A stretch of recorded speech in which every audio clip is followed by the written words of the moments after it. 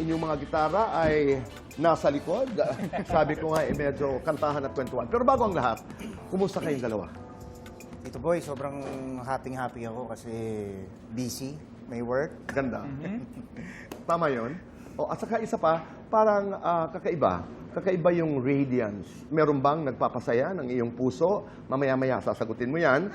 Gusto mo na sagutin agad I-remind mo ko mamaya para matanong natin. Kumusta ka, Raver? Siyempre, masayang-masaya with work and with my personal life and with my love life. Ganda, no? Ganda ng balanse. Ano ang sinagtala at bakit namin dapat panoorin ang pelikulang ito?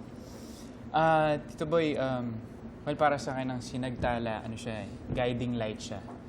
Baga, siya yung, kung may isang tao kang importante sa buhay mo na tingin mo siya yung nagpatama ng landas mo, for me, yun ang meaning ng Bilang Reggie.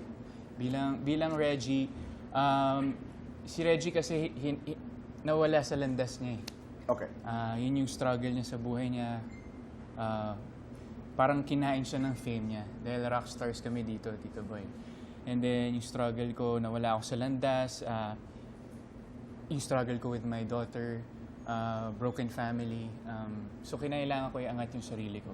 And then naging sinagtala ko dito is yung ang Panginoong Diyos at ang pagmamahal ko sa bandang ito. Dahil kanya-kanyang purpose ang meron kami dito sa buhay. Ang sinagtala po ay isang band, no? Yes. Kung saan ikaw ay vocalist, Yes. ikaw naman ay Lead guitarist, lead guitarist, si RC ay bassist.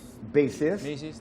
Vocalist si, may vocalist ba? Si Rhythm guitar and... Rhythm and guitar and vocals. Yes, Si Glyza. Glyza. Rian. Drummer. Drummer, di ba? So sila ay they belong to one band. Ang sinagtala ay ang pangalan ng kanilang banda.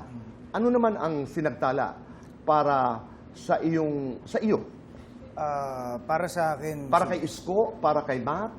para sa akin and para kay Isko, ang sinagtala ay nagsisilbing nagbibigay liwanag sa dilim. Nagbibigay liwanag sa dilim. Okay. Yes, kasi lalo na sa character ko dito, si Isko, grabe yung struggle niya dahil